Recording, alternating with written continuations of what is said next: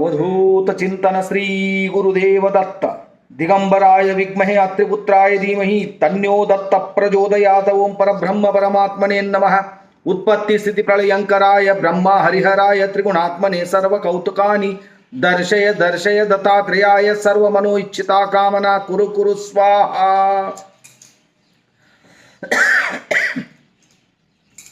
ಎಲ್ಲ ಸ್ವಾಮಿ ಸಮರ್ಥರ ಭಕ್ತಾದಿಗಳಿಗೂ ದತ್ತ ಮಹಾರಾಜರ ಭಕ್ತಾದಿಗಳಿಗೂ ನಿಮ್ಮನೆ ಹುಡುಗ ಸಂತೋಷ್ ಪತಂಗೆ ಮಾಡುವ ನಮಸ್ಕಾರಗಳು. ಮತ್ತೆ ನೀವು ಸುಮಾರು ವಿಡಿಯೋಗಳನ್ನು ಇಷ್ಟಪಟ್ಟಿದ್ದೀರಾ. ಅದರಲ್ಲಿ ಸ್ವಾಮಿ ಸಮರ್ಥ ಮೋಟಿವೇಶನಲ್ ಸ್ಪೀಚ್ ಅನ್ನೋ ಒಂದು ಭಾಗವನ್ನು ಸುಮಾರು ವಿಡಿಯೋಗಳನ್ನು ಸುಮಾರು ಜನ ಇಷ್ಟಪಟ್ಟಿದ್ದೀರಾ. ಸೊ ಅದೇ ತರಹದ ಒಂದು ವಿಡಿಯೋನ ಇವಾಗ ನಾನು ಪ್ರಾರಂಭಿಸ್ತಾ ಇದ್ದೀನಿ. ದತ್ತ ಮಹಾರಾಜರ ಕೃಪಾಶೀರ್ವಾದದಿಂದ ನನ್ನ ನಾಲಿಗೆಯ ಒಂದು ಅಂತಃಕರಣದ ಮಾತುಗಳನ್ನು ದತ್ತ ಮಹಾರಾಜರೇ ಆಡಿಸ್ತಾರೆ ಅಂತ ಹೇಳ್ತಾ ಇವತ್ತಿನ ಮೋಟಿವೇಶನಲ್ ಸ್ಪೀಚ್ ಪ್ರಾರಂಭ ಮಾಡ್ತಾ ಇದ್ದೀನಿ. ವೀಕ್ಷಕರೇ,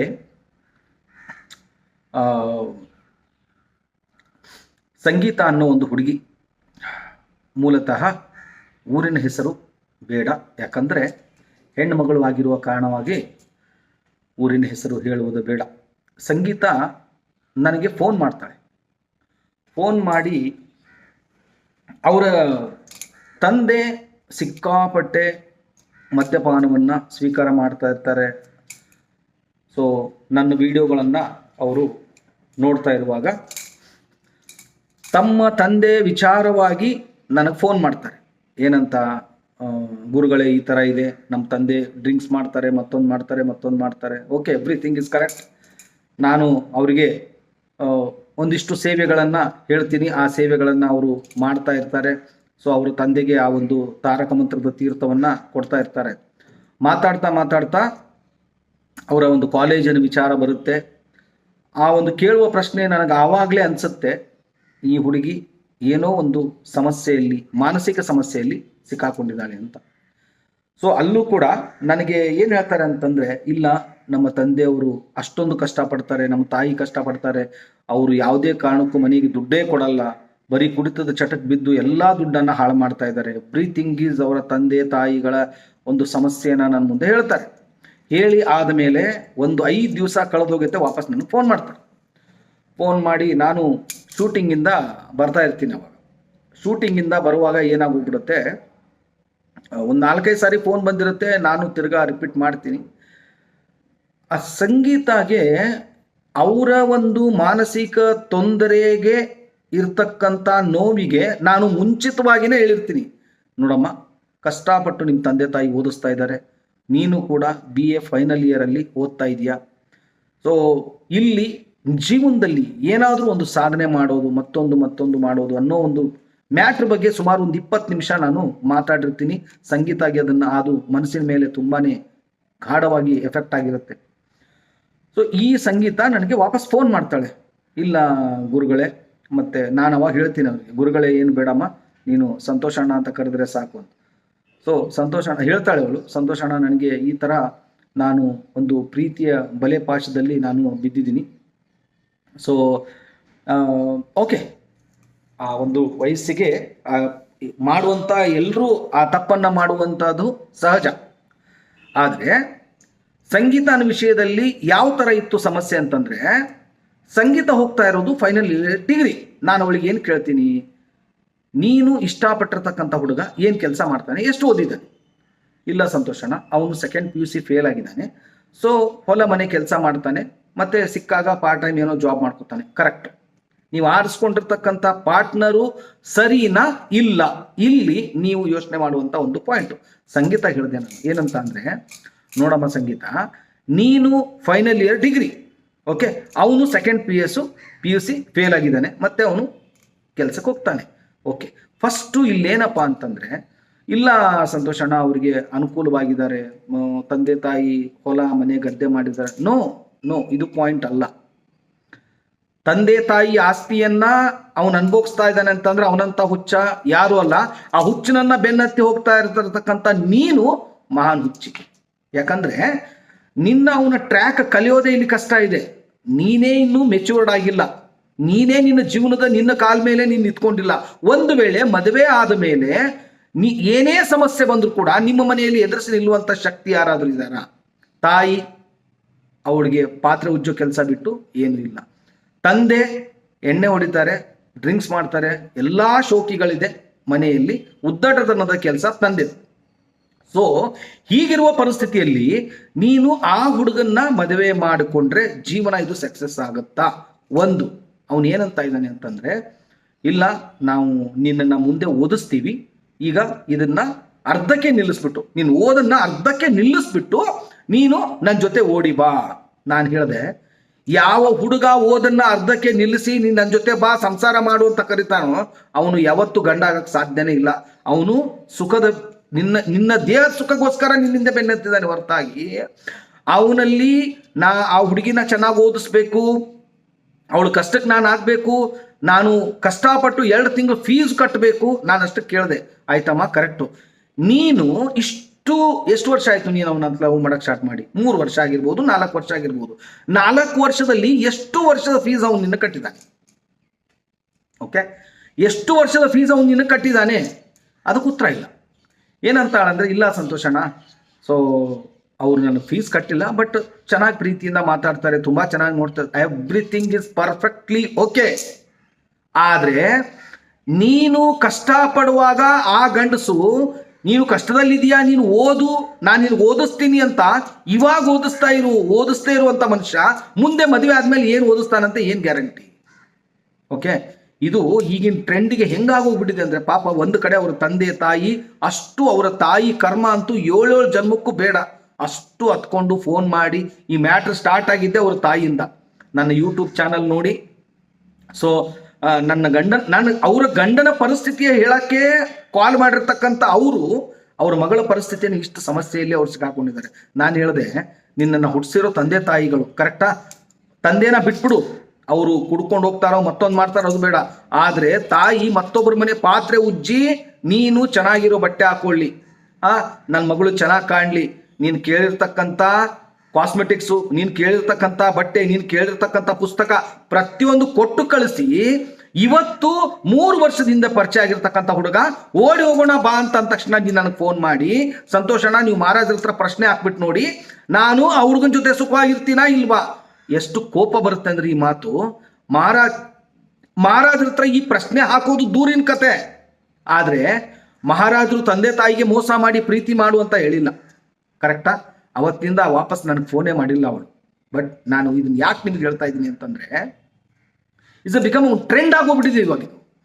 ಆದರೆ ಒಂದು ವಿಚಾರ ಹೇಳ್ತೀನಿ ನಿಮಗೆ, ನೀವು ಇಷ್ಟಪಡಿ ಮದುವೆ ಮಾಡ್ಕೊಳ್ಳಿ, ಪ್ರೀತಿ ಮಾಡಿ, ಯಾವುದೂ ತಪ್ಪಲ್ಲ. ಆದರೆ ತಂದೆ ತಾಯಿಗೆ ನೋವು ಕೊಟ್ಟು, ದುಃಖ ಸಂಕಟ ಕೊಟ್ಟು, ನೀವು ಕೋಟಿ ರೂಪಾಯಿ ಬೆಡ್ ಕೆಳಗಡೆ ಹಾಕೊಂಡು ಮಲ್ಕೊಂಡ್ರು ನಿಮ್ಮ ಹೃದಯದ ಅಂತರಂಗದ ಆಳದಲ್ಲಿ ಒಂದು ನೋವು ಕೊರಗ್ತಾ ಇರುತ್ತೆ ನಿಮಗೆ, ನಾನು ನಮ್ಮ ತಂದೆ ತಾಯಿ ಮೋಸ ಮಾಡಿದ್ದೀನಿ. ಈ ನೋವು ಸದೈವ ಕಾಡ್ತಾ ಬೇಕಾದ್ರೆ ಪರೀಕ್ಷೆ ಮಾಡಿ ನೀವು. ಯಾಕಂದ್ರೆ ಅದು ಫೀಲಿಂಗ್ 100% ಇರುತ್ತೆ. ಅದು ನಿಮ್ಮ ತಂದೆ ಕತ್ತು ತಲೆ ಭಾಗಿಸುವಂತ ಕೆಲಸ ನೀವು ನಿಮ್ಮ ಜೀವನದಲ್ಲಿ ಮಾಡಿದ್ರೆ, ನೀವು 10 ಸಾರಿ ತಲೆ ಎತ್ತುವಂತ ಕೆಲಸ ಮಾಡಿದ್ರು ಕೂಡ ಒಂದೇ ಒಂದು ಸಾರಿ ತಲೆ ತಗ್ಗಿಸುವಂತ ಕೆಲಸ ಮಾಡಿರ್ತಕ್ಕಂಥ ಆ ಫೀಲಿಂಗೇ ನೆನಪು ಬರುತ್ತೆ ಹೊರತಾಗಿ 10 ಸಾರಿ ನೀವು ತಲೆ ಎತ್ತುವಂತ ಕೆಲಸ ನೆನಪಿಗೆ ಬರೋದೇ ಇಲ್ಲ. ಅದು ಕಾರಣ ಏನಪ್ಪಾ ಅಂತಂದ್ರೆ, ಆ ನೋವು ಅಷ್ಟು ಡೀಪ್ ಆಗಿರುತ್ತೆ ಅಲ್ಲಿ. ಓಕೆ, ಅಷ್ಟು ಡೀಪ್ ಆಗಿರುತ್ತೆ. ನಾನು ಈ ಹುಡುಗಿಗೆ ಹೇಳಿದ್ದು ಒಂದೇ, ನೋಡಮ್ಮ, ನಿನಗೆ ಇವಾಗಲೇ ಓದ್ಸಕ್ಕೆ ಅವನು ಫೀಸ್ ಕೊಡ್ದಿರ್ತಕ್ಕಂಥ ಮನುಷ್ಯ ಮದುವೆ ಆದ್ಮೇಲೆ ಏನ್ ಕಟ್ತೀಯ ನೀನು? ಮದುವೆ ಆದ್ಮೇಲೆ ಏನ್ ಫೀಸ್ ಕಟ್ಟಿಸಿ ನಡೆಸ್ತಾನೆ ಅನ್ನೋದು ಏನ್ ಗ್ಯಾರಂಟಿ? ಇಲ್ಲ ಸಂತೋಷಣ, ಅವ್ರ ತಾಯಿ ಹೇಳಿದ್ದಾರೆ. ಅಲ್ಲಮ್ಮ, ಅವ್ರ ತಾಯಿ ಬೇಡ ನನಗೆ, ನಿಮ್ಮ ತಾಯಿ ಕತೆ ನೋಡು ಫಸ್ಟು. ನಿನ್ನನ್ನ ಫೀಸ್ ಕಟ್ಟಿ ಹೊಟ್ಟೆ ಪಾಡು, ಅವರು ಊಟ ಮಾಡಿದಾರೋ ಬಿಟ್ಟಿದಾರೋ, ಅವ್ರು ಬಟ್ಟೆ ಹಾಕೊಂಡಿದಾರೋ ಬಿಟ್ಟಿದಾರೋ ಅನ್ನೋ ಮ್ಯಾಟ್ರ್ ಬಿಟ್ಟು, ನನ್ನ ಮಗಳು ಓದ್ಲಿ, ನನ್ನ ಮಗಳು ಒಂದು ಪೊಸಿಷನ್ ಅಲ್ಲಿ ನಿಂತ್ಕೊಳ್ಳಿ ಅನ್ನೋ ಒಂದು ದುಃಖ ಸಂಕಟ ಮನ್ಸಲ್ಲಿ ಇಟ್ಕೊಂಡು ಮತ್ತೊಬ್ಬರ ಮನೆ ಪಾತ್ರೆ ಉಜ್ಜಿ ಇವತ್ತು ನಿನ್ನ ಓದಿಸ್ತಾ ಇದ್ದಾಳೆ. ಅವಳು ನಿನ್ನ ಕಣ್ಣಿಗೆ ಅವಳು ಕಾಣಲಿಲ್ಲ. ಇವನು ಎಲ್ಲಿಂದಾನೋ 3 ವರ್ಷದಿಂದ ಬಂದು, ನಾನು ನಿನ್ನ ಪ್ರೀತಿ ಮಾಡ್ತೀನಿ, ನಾನು ನಿನಗೆ ಸುಖ ಕೊಡ್ತೀನಿ, ನನಗೆ ಅಷ್ಟ ಆಸ್ತಿ ಇದೆ, ನನಗೆ ಇಷ್ಟ ಆಸ್ತಿ ಇದೆ. ಅವ್ರ ತಾಯಿ ಹೇಳ್ತಾ ಇದ್ದಾರಂತೆ ಏನಪ್ಪಾ ಅಂತಂದ್ರೆ, ನಾನು ನಿನಗೆ ಓದಿಸ್ತೀನಿ. 100% ಅದಾಗದೇ ಇರೋ ಕೆಲಸ. ಯಾಕಂದ್ರೆ ಎಷ್ಟೋ ರೇರ್ ಪಿಕ್ಸು, ನನ್ನ ಸೊಸೆ ಓದ್ಲಿ, ನಾನು ಮನೆಯಲ್ಲಿ ಪಾತ್ರೆ ಉಜ್ಜಲಿ ಅನ್ನೋ ಒಂದು ಅತ್ತೆಂದರ ಒಂದು ಆ ಟ್ರೆಂಡ್ ಇದೆಯಲ್ಲ, ಅದು ಇವಾಗ ಇಲ್ಲ. ಯಾಕಂದ್ರೆ ಅಷ್ಟೊಂದು ಸಿಚುವೇಶನ್ ಇವಾಗಿಲ್ಲ. ಆಮೇಲೆ ಇವ್ರು ಇರೋದೆಲ್ಲಿ? ಹಳ್ಳಿಯಲ್ಲಿ. ಹಳ್ಳಿಯಿಂದ ಬಂದು ನೀನು ಓದೋದು ಅದು ವಿರಳದ ಕೆಲಸ. ಅಷ್ಟಕ್ಕೂ ನಾನೊಂದು ಪ್ರಶ್ನೆ ಹೇಳಿದೆ ಇವರಿಗೆ. ಒಂದು ಸಾರಿ ಒಂದು ಮಿರರ್ ತಗೋ, ಫಸ್ಟು ಅರ್ಧ ಗಂಟೆ ಧ್ಯಾನ ಮಾಡು. Close your mind, close your eyes, totally blank your whole body. ನಿನ್ನ ಸಂಪೂರ್ಣ ಬಾಡಿಯನ್ನು ಬ್ಲಾಕ್ ಮಾಡಿಬಿಡು. ಫುಲ್ ಬಾಡಿನ ಫ್ರೀ ಬಿಟ್ಟು ಒಂದು 10 ನಿಮಿಷ ಮಿರರ್ ಮುಂದೆ ಕೂತ್ಕೋ. 1 ಸೆಕೆಂಡು ನೀನು ಇಷ್ಟಪಡುವಂಥ ಹುಡುಗನ್ನ ಕಣ್ಮುಂದೆ ತರ್ಕೊ. ಓಕೆ, ನೀನು ಇಷ್ಟಪಡುವಂಥ ಹುಡುಗನ್ನ ಕಣ್ಮುಂದೆ ತರಿಸ್ಕೋ. ಒಂದು 5 ನಿಮಿಷ ಇವನು ನನಗೆ ಯಾವ್ಯಾವ ಲೆವೆಲಲ್ಲಿ ಈಕ್ವಾಲಿಟಿ ಇದ್ದಾನೆ, ಎಷ್ಟು ಇವನು ನನಗೆ ಸಾಕ್ಬೋದು, ಅವನ ನ್ಯೂನತೆಗಳು ಏನು, ಅವನ ಪಾಸಿಟಿವ್ನೆಸ್ ಏನು, ಅವನ ಬ್ಯಾಕ್ಗ್ರೌಂಡ್ ಏನು, ಇವನು ಬದುಕ್ತಾ ಇದ್ದಾನೆ ಅಂತಂದ್ರೆ ಇವನು ಬದುಕಕ್ಕೆ ಇವನ ಹಿಂದೆ ಎಷ್ಟು ಜನ ನಿಂತ್ಕೊಂಡಿದ್ದಾರೆ, ಅಥವಾ ಇವನನ್ನ ನಂಬಿ ಎಷ್ಟು ಜನ ಇವನ ಹಿಂದೆ ಜೀವನ ಮಾಡ್ತಾ ಇದ್ದಾರೆ, ಅಥವಾ ಇವನು ಯಾರನ್ನ ನಂಬಿ ಜೀವನ ಮಾಡ್ತಾ ಇದ್ದಾನೆ, ಅದನ್ನೆಲ್ಲ ಕಣ್ಮುಂದೆ ತರಿಸ್ಕೋ. ಒಂದು ಕಡೆ ಅದನ್ನ ತೆಗೆದಿಡು, ಇನ್ನೊಂದು ಕಡೆ ನೀನು ನಿಂತ್ಕೋ. ಆವಾಗ ಕಣ್ಣು ಓಪನ್ ಮಾಡು. ಒಂದು 10 ನಿಮಿಷದಿಂದ 15 ನಿಮಿಷದವರೆಗೂ ಟೋಟಲ್ ನಿನ್ನ ಹೋಲ್ ಬಾಡಿನ ನೀನು ನೋಡ್ಕೊ. ನಾನು ಇವಾಗ ಏನಿದ್ದೀನಿ, ಏನು ಮಾಡ್ತಾ ಇದ್ದೀನಿ, ಹಿಂದೆ ಏನಿದ್ದೆ, ಇವಾಗ ಯಾವ ಪೊಸಿಷನಲ್ಲಿದ್ದೀನಿ, ಏನು ಓದ್ತಾ ಇದ್ದೀನಿ, ಮುಂದೆ ಏನು ಓದಬೇಕು. ಈ ಮುಂದೆ ಇರ್ತಕ್ಕಂಥ ಓದನ್ನ ಇಲ್ಲಿ ನೀನು ಇಷ್ಟಪಟ್ಟಿರ್ತಕ್ಕಂಥ ಹುಡುಗನಿಗೆ ಅದು ಇಂಟು ಮಾಡು. ಅದಾಗುತ್ತಾ? ಅವನು ನನಗೆ ನಾನು ಕಂಡಿರ್ತಕ್ಕಂಥ ಕನಸನ್ನ ಅವನು ಈಡೇರಿಸ್ತಾನ? ಇಷ್ಟು ಫೀಸು ನಾನು ತಾಯಿ ಮನೆ ಬಿಟ್ಟು ಬಂದ್ಮೇಲೆ ಆ ಫೀಸನ್ನ ಭರಿಸುವಂತ ಶಕ್ತಿ ಅವನ ಹತ್ರ ಇದೆಯಾ, ಅಥವಾ ನಾನೇ ವಾಪಸ್ ಭಿಕ್ಷೆ ಬೇಡಬೇಕಾ? ಯಾಕಂತಂದ್ರೆ ತಾಯಿ ಭಿಕ್ಷೆ ಬೇಡಿನೇ ನಿನ್ನ ಕಲಿಸ್ತಾ ಇದ್ದಾರೆ, ಒಂದು ಪಾಯಿಂಟ್. ಇನ್ನೊಂದು, ಈಗ ನೀನು ಮದುವೆ ಮಾಡ್ಕೊಂಡು ಹೋದ್ಮೇಲೆ ನಿಮ್ಮ ತಾಯಿ ನಿನ್ನನ್ನು ಕಲ್ಸಲ್ಲ. ಯಾಕಂದ್ರೆ ಅವ್ರ ಜೀವನ ಅವ್ರು ಮಾಡ್ಕೊಂಡು ಹೋಗ್ಬಿಟ್ಬಿಡ್ತಾರೆ ಅವಾಗ. ಯಾಕಂದ್ರೆ ನಮ್ಮ ಪಾಲಿಗೆ ಅವ್ರು ಇಲ್ಲಪ್ಪ ಅಂತ ಅವ್ರು ತಿಳ್ಕೊಂಡು ಅವ್ರ ಜೀವನ ಮಾಡ್ಕೊಂಡು ಹೋಗ್ಬಿಡ್ತಾರೆ. ಬಟ್ ಇಲ್ಲಿ ನೀನು ಒಂದು ನಿನ್ನ ಲೈಫ್ನ ಲೀಡ್ ಮಾಡ್ಕೋಬೇಕು, ಇನ್ನೊಂದು ಗಂಡ ನನಗೆ ಆಗ್ತಾನ ಇಲ್ಲ ಅನ್ನೋದು ಲೈಫ್ನ ಲೀಡ್ ಮಾಡ್ಕೋಬೇಕು. ಗಂಡ ಹೆಂಡತಿ ಅಂದ ತಕ್ಷಣ ಪ್ರತಿ ದಿವಸ ಸುಖವಾಗಿ ಪ್ರೀತಿಯಿಂದ ಇರ್ತಾರೆ ಅನ್ನೋದು ಹೈಲಿ ಇಂಪಾಸಿಬಲ್. ಅದು ಕಾರಣ ಏನಪ್ಪಾ ಅಂತಂದ್ರೆ ಪ್ರತಿ ಮನೆಯಲ್ಲೂ ಜಗಳ, ಅದೆಲ್ಲ ಸಹಜವಾಗಿ. ಅಷ್ಟೆಲ್ಲವನ್ನ ತಡೆದುಕೊಂಡು ನೀನು ಎಜುಕೇಶನ್ ಅಲ್ಲಿ ಸಕ್ಸಸ್ಫುಲ್ ಆಗಿ ಒಂದು ಜಾಬ್ ಅನ್ನ ನೀನು ತಗೊಳಕ್ ಸಾಧ್ಯ ಇದೆಯಾ? ಒಂದು. ಇನ್ನೊಂದು, ಏನೋ ನೀನು ಕಷ್ಟಪಟ್ಟು ನನಗೆ ಮಕ್ಕಳು ಬೇಡಪ್ಪ ಇವಾಗ ಸದ್ಯದ ಮಟ್ಟಿಗೆ ಅನ್ನೋದು ಒಂದು ನಿರ್ಧಾರ ತಗೊಂಡು ನಾನು ಓದ್ತೀನಿ, ನಾನು ಕಲ್ತೀನಿ, ನಾನು ನನ್ನ ಗಂಡನ ಜೊತೆ ಜೀವನ ಮಾಡ್ತೀನಿ ಅನ್ನೋದು ದೃಢ ಸಂಕಲ್ಪ ಮಾಡಿಕೊಂಡು ಎಲ್ಲದಕ್ಕೂ ಮೆಟ್ಟಿ ನಿಂತು, ಈ ಮೆಟ್ಟಿ ನಿಂದಿರ್ತಕ್ಕಂಥ ಹೆಜ್ಜೆಗೆ ನಿನ್ನ ಗಂಡ, ನಿಮ್ಮ ಅತ್ತೆ, ನಿಮ್ಮ ಮಾವ ಎಲ್ಲರೂ ಕೂಡ ಜೊತೆಗಿರಬೇಕು. ಏನಾದರೂ ಆಗಿ ಒಂದು ಮಗು ಆಯ್ತೋ ಲೈಫ್ ಫುಲ್ ಸ್ಪಾಯ್ಲೆ. ಯಾಕಂದ್ರೆ ಇಲ್ಲಿ ನಿನ್ನ ಜೀವನನೇ ಕಷ್ಟ ಇದೆ. ಸೊ ಅಂಥದ್ರಲ್ಲಿ ಅವನೇ ಕಷ್ಟಪಟ್ಟು ನಿನ್ನನ್ನ ಸಾಕಿ ಓದಿಸೋದು ಅದು ಸಾಧ್ಯವಿಲ್ಲದ ಕೆಲಸ. ಸೊ ಇವುಗಳನ್ನೆಲ್ಲಾನು ಅವಳಿಗೆ ನಾನು ತಿಳಿಸಿ ಹೇಳಿದೆ. ಆದರೂ ಅವಳು ಏನು ಹೇಳಿದ್ಲು ಅಂದರೆ, ಇಲ್ಲ ಸಂತೋಷಣ್ಣ, ನನಗೆ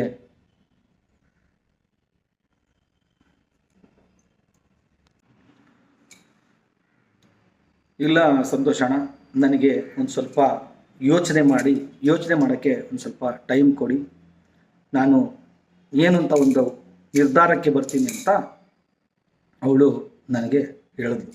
ಬಟ್ ನಾನು ಇಷ್ಟೊತ್ತೆಲ್ಲ ಹೇಳಿದ್ದೀನಿ, ಇವನು ಪ್ರೀತಿ ಮಾಡೋರಿಗೆ ದ್ವೇಷ ಮಾಡ್ತಾ ಇದ್ದಾನೆ ಅನ್ನೋ ಅರ್ಥ ಅಲ್ಲ. ಯಾಕಪ್ಪ ಅಂತಂದರೆ, ನಾವು ಸೆಲೆಕ್ಷನ್ ಮಾಡುವಂಥ ನಮ್ಮ ಜೀವನ ಸಂಗಾತಿ ನಾವು ಅವರಿಗೆ ಯೋಗ್ಯವಾಗಿದ್ದೀವ, ಅವರು ನಮ್ಗೆ ಯೋಗ್ಯವಾಗಿದ್ದಾರ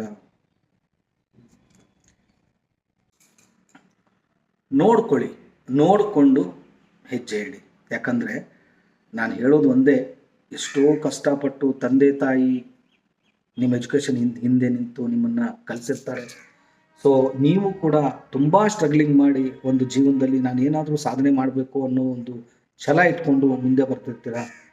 ಸೊ ಒಂದು ಸ್ವಲ್ಪ ನೀವು ವೆಲ್ ಸೆಟಲ್ಡ್ ಆಗೋವರೆಗೂ ಸ್ವಲ್ಪ ತಾಳ್ಮೆಯಿಂದ ಇದ್ದು ನೀವು ಹೆಜ್ಜೆ ಇಡೋದು ತುಂಬಾ ಮುಖ್ಯವಾದ ವಿಚಾರ ಅಂತ ಹೇಳ್ತಾ ಇಲ್ಲಿಗೆ ಈ ಒಂದು ಮೋಟಿವೇಶನಲ್ ಸ್ಪೀಚ್ ಮುಗಿಸ್ತಾ ಇದ್ದೀನಿ. ಮತ್ತೆ ಒಂದು ಹೊಸ ಕತೆ ತಗೊಂಡು ನಿಮ್ಮ ಮುಂದೆ ಬರ್ತೀನಿ. ಅಲ್ಲಿವರೆಗೂ ಶ್ರೀ ಸ್ವಾಮಿ ಸಮರ್ಥ. ಜೈ ಜೈ ಸ್ವಾಮಿ ಸಮರ್ಥ.